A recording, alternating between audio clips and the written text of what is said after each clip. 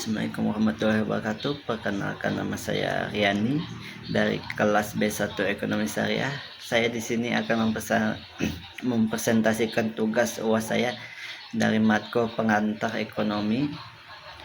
Langsung saja.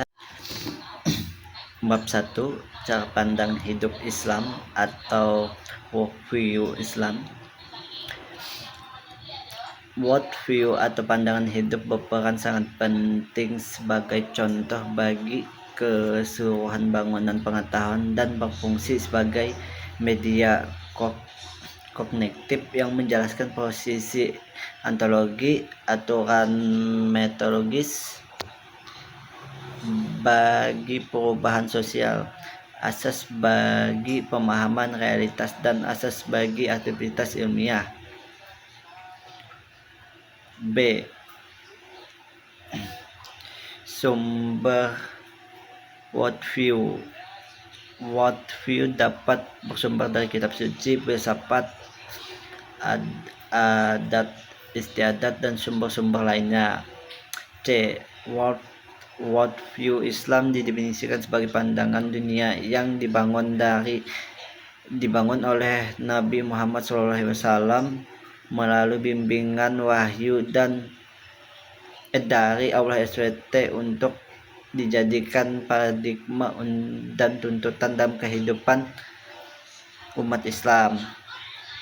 Nah, ke bab 2. Bab 2, definisi, konsep, dan ruang lingkup ekonomi Islam. 1. Definisi ekonomi Islam.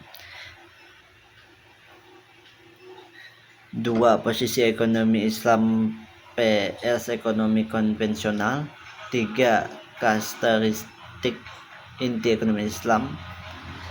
Penjelasan lebih lengkapnya bisa dilihat dari PPT yang saya buat ini.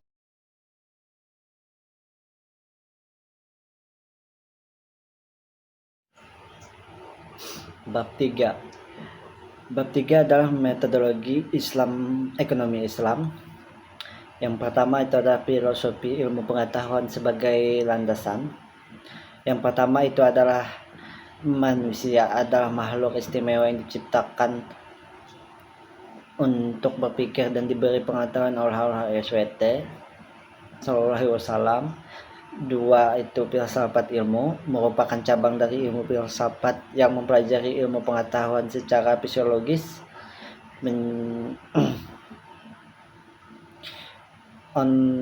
ontologi berkaitan dengan apa objek studi ilmu atau struktur fundamental,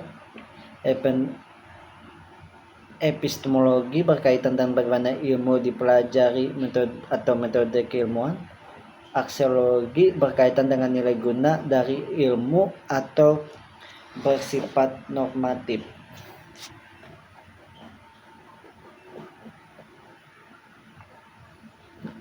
Filsafat ilmu sebagai landasan fisiologis memberikan kerangka, arah, dan corak keilmuan yang dihasilkan meliputi kerangka teori, paradigma ilmiah atau tempat termuat lengkap di teks, asumsi dasar,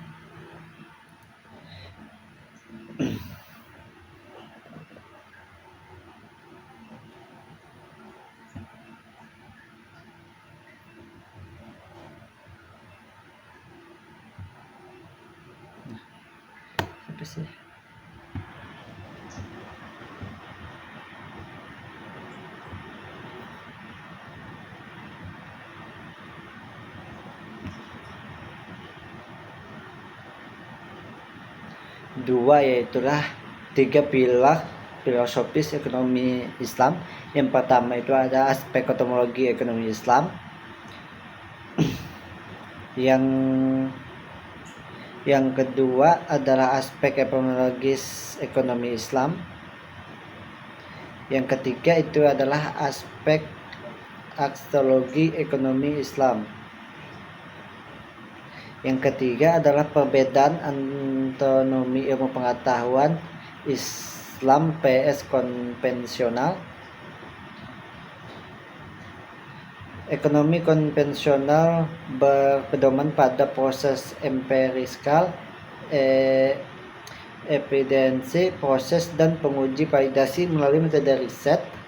Sumber pengetahuan ini berpusat pada akal, panca indera, atau pengalaman kehidupan. Sedangkan ilmu pengetahuan dalam Islam memiliki anatomi berbeda, tidak hanya bersumber dari akal, panca indera, atau pengalaman, tetapi juga dari wahyu atau Al-Quran sebagai panduan keilmuan. Wahyu memerlukan proses interpretasi untuk dipahami. Selanjutnya adalah sejarah pemikiran ekonomi Islam di Indonesia. Perkembangan ekonomi Islam di negara Indonesia memiliki akar kuat sejak masa kerajaan-kerajaan Islam Nusantara. Bukti penggunaan dinar dan dirham, kerajaan Aceh Darussalam mencetak mata uang sendiri, dan praktik perdagangan menerapkan pembedaan cukai antara muslim dan non-muslim. Tokoh awal yang ditelusuri yaitu Nurdin Al-Rani aktif di Aceh pada 1636 sampai 1641. Tambahan,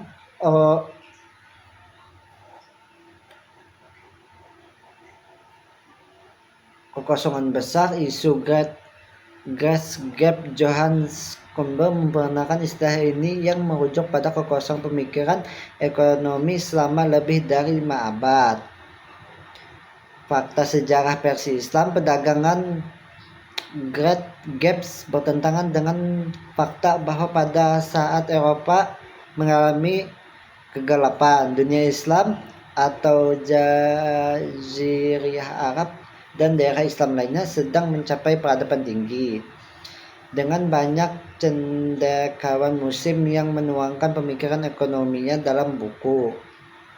Keterkaitan karya-karya filsafat Arab pada abad ke-12 dan ke-13 bukti mempengaruhi sintesis kolonialisme Kristen oleh St. Albert dan St. Thomas Aquinas, menegaskan adanya bab 4, yaitu sejarah pemikiran ekonomi Islam.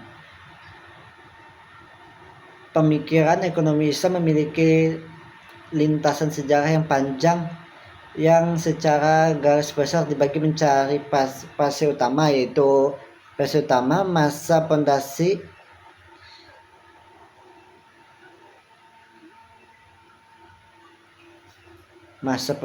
tahun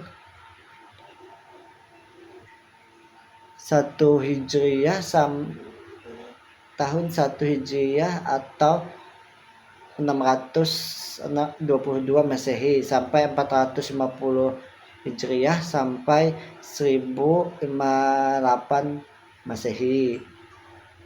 Yang kedua, masa perkembangan pesat tahun 450 Masehi sampai 850 Masehi.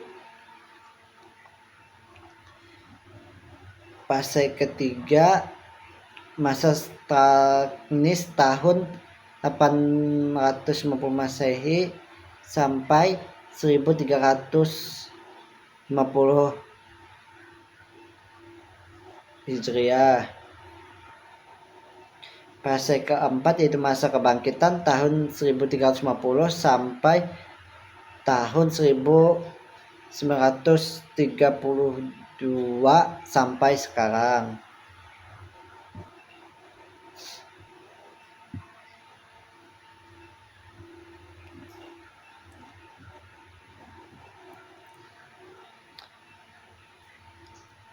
Selanjutnya bab 5, perbedaan sistem ekonomis Islam dan sistem ekonomis kapitalis.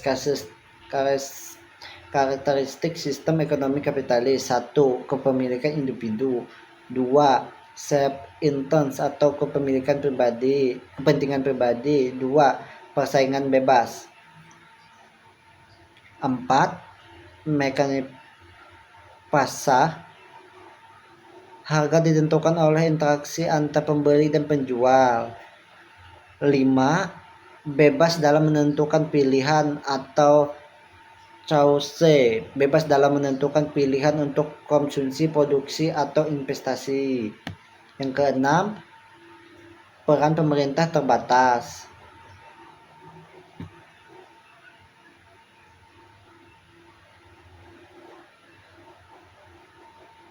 Perbedaan mendasar dengan sistem ekonomi Islam. 1. Perbedaan worldview, pandang hidup. 2. Pertimbangan nilai atau moral. Ketiga, harmoni antar kepentingan individu dan kepentingan kolektif atau sosial. Keempat, permasalahan ekonomi. Supaya lebih jelas, sini saya akan menampilkan PPT-nya.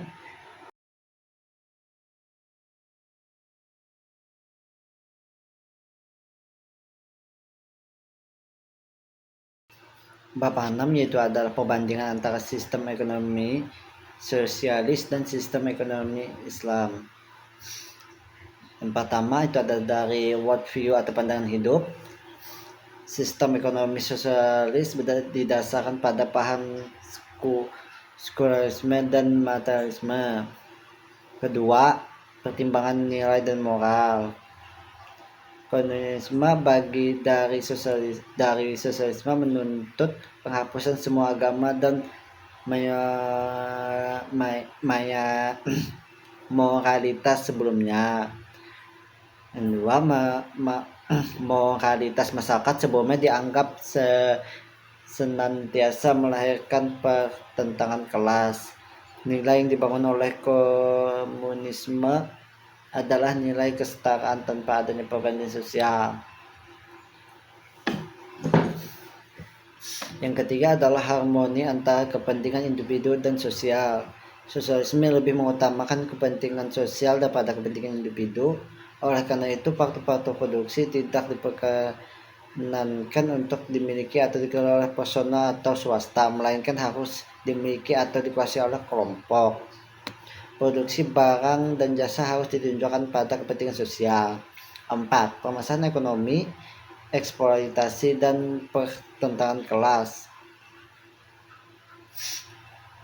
Permasalahan ekonomi utama menurut sosialisme adalah eksploitasi dari suatu kelompok atau kelas burjualis atau pemilik modal atas kelompok lain, kelas pelompok atau pekerja, yang menimbulkan pertentangan kelas.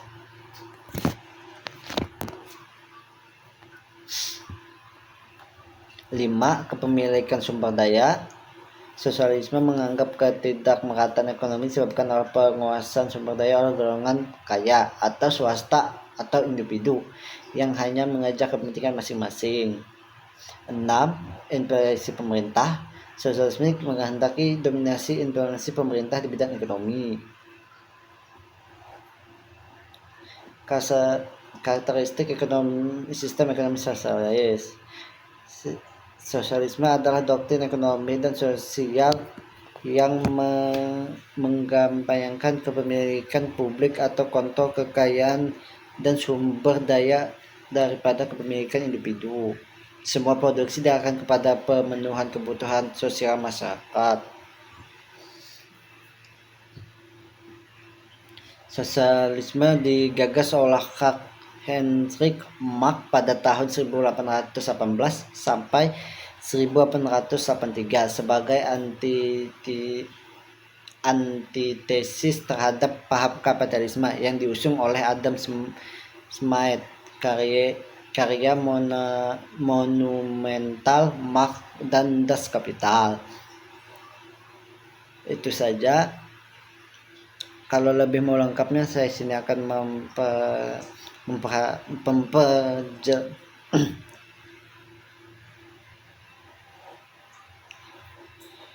itu saja.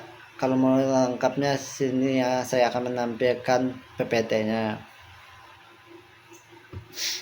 Bab 7. Sistem ekonomi Islam. 1. Masalah pokok ekonomi.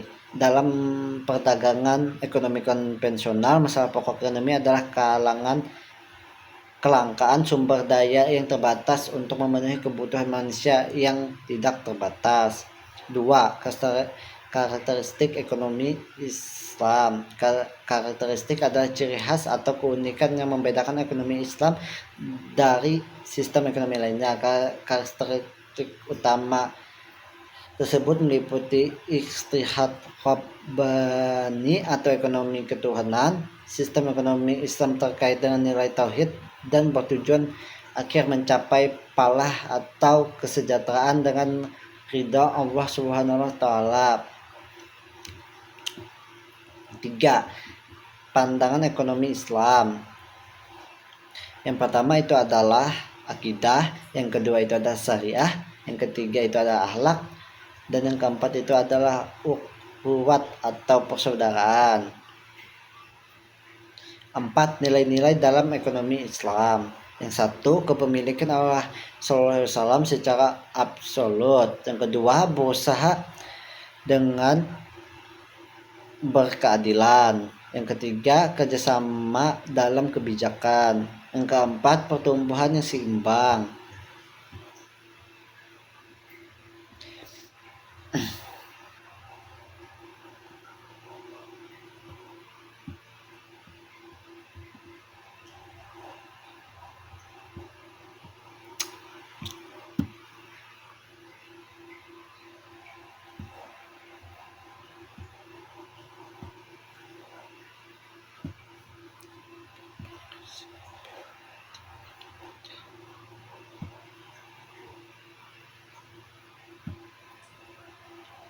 Yang bab 8 yaitu adalah maqasid syariah sebagai tujuan ekonomi Islam. Pengertian dan pengertian dan tujuan maqasid syariah. Secara etimologis, maqasid syariah terdiri dari dua kata, yaitu maqasid bentuk jamak dari maqasid yang berarti tujuan atau kesengajaan, dan syariah berarti jalan atau jalan menuju sumber kehidupan. Tujuan ekonomi Islam, tujuan akhir dari kegiatan ekonomi Islam adalah konsep mencapai falah melalui berbagai hal yang membawa pada kemaslahatan. Kedua, itu adalah sejarah maqasid syariah.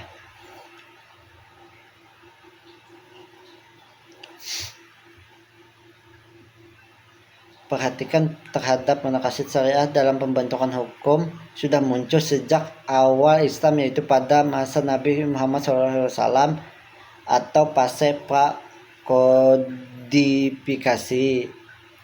Yang ketiga, itu ada 3 tingkatan maqasid syariah. Yang pertama itu adalah dahuriyah, penegakan kemaslahatan agama dan dunia, kebutuhan wajib yang harus dipenuhi segera. 2.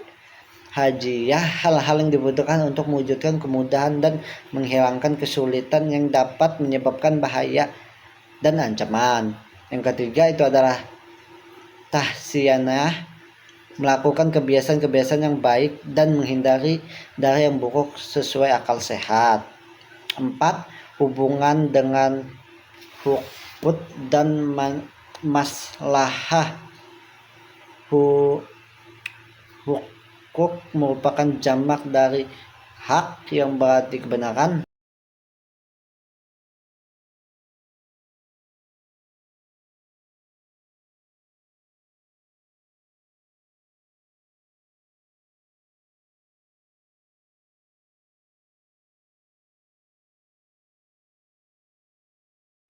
Bab 9 yaitu adalah perilaku ekonomi dalam perspektif Islam. 1. Konsep dasar ilmu ekonomi dan kelangkaan. Ilmu ekonomi konvensional adalah kajian tentang perilaku manusia dalam memilih cara menggunakan sumber daya yang langka dan memiliki alternatif penggunaan guna memproduksi dan menyalurkan komoditas. 2. Model manusia dalam ekonomi.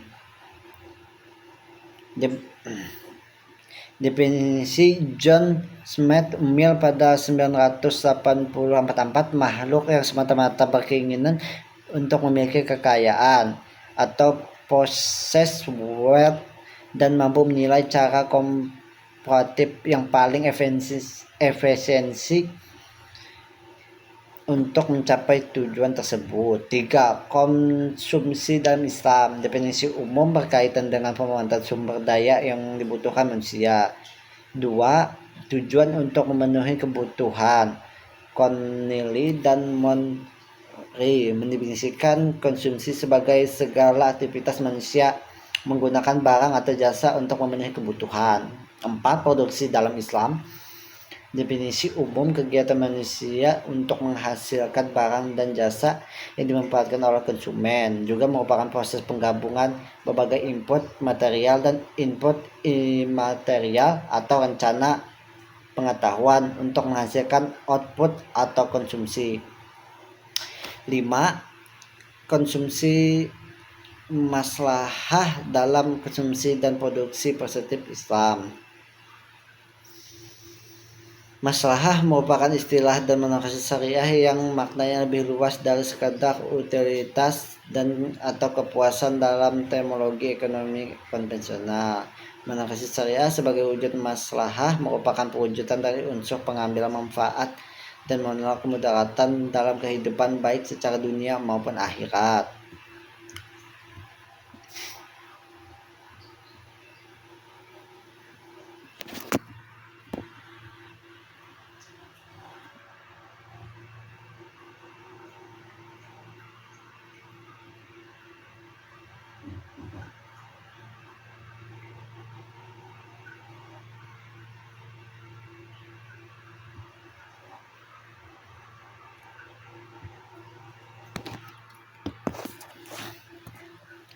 Bab 10.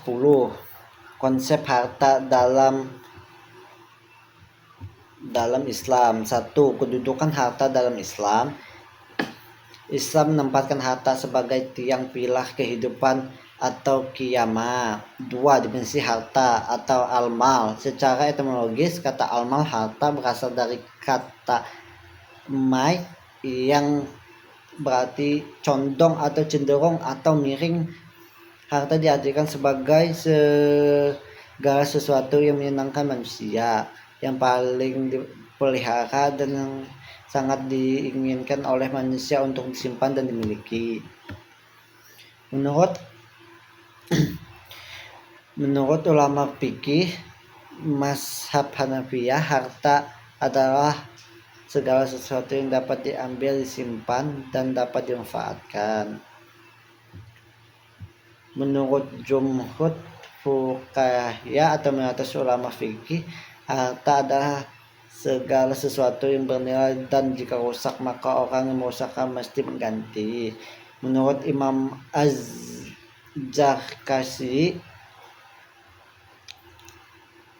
harta adalah apa-apa yang bermanfaat yang dapat berupa barang atau benda dimanfaatkan. Bentuk dan jenis harta dalam Islam. 1. Barang bebas. 2. Barang ekonomi. 3. Barang mutakawin. 4. Harta gahir atau al-mutakwim. 5. Mal makul. 6. Mal gahir al-makul. 7. Mal mitsil. 8. Mal kimi. 9. Mal istihak. 10. Al-istimal.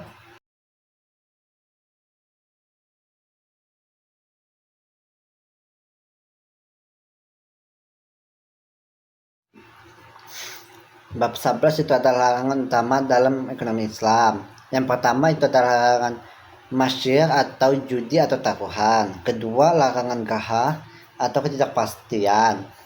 Ketiga, larangan riba atau tanaman tambahan atau bunga. 4. Bentuk-bentuk transaksi lainnya yang dilarang,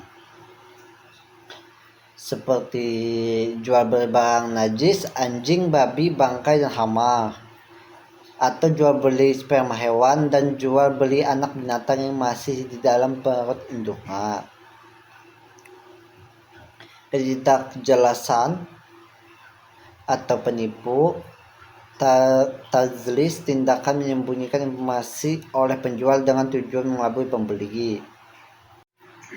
Bab 12 yaitu adalah peran pemerintah dalam kerangka ekonomi Islam.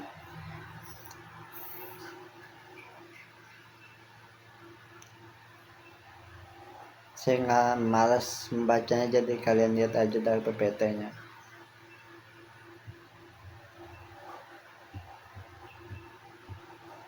Lanjut. 2. Tujuan dan prinsip dasar fungsi ekonomi pemerintah dalam merumuskan beberapa tujuan perekonomian dan misi yang harus dicapai oleh pemerintah. 1. Penguatan ekonomi nasional. 2. Kesejahteraan masyarakat. 3. Optimalisasi properti. 4. Pengolahan keuangan. 5. Perlindungan moral dan hukum. 6. Keadilan ekonomi. Yang ketiga adalah kebijakan pemerintah terkait harga. Yang pertama itu ada tasman, patok harga suatu barang menurut ulama fikih. Yang kedua itu ada syir, harga yang berlaku secara aktual di pasar atau harga dasar atau price rate. Yang keempat ada strategi pemerintah di Indonesia. Komite Nasional Ekonomi dan Keuangan Syariah atau KNEKES menggunakan rantai nilai halal sebagai strategi utama dalam pengembangan ekonomi syariah di Indonesia.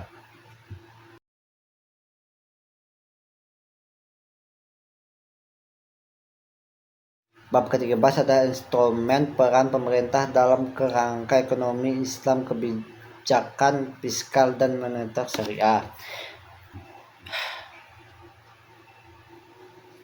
Saya malas membaca, jadi kalian aja yang membacanya.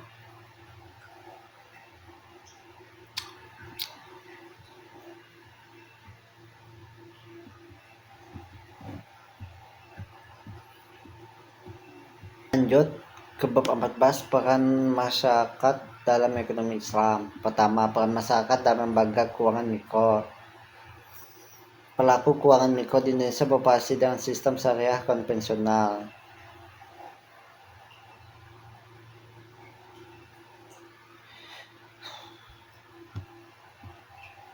2. Peran masyarakat dalam keuangan sosialis Islam.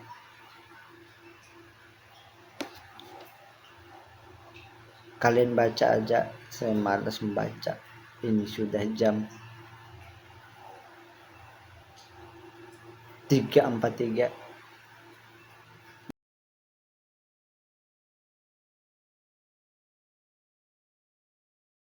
Sekian, terima kasih sudah telah nonton video ini. Saya Riani, izin undur diri.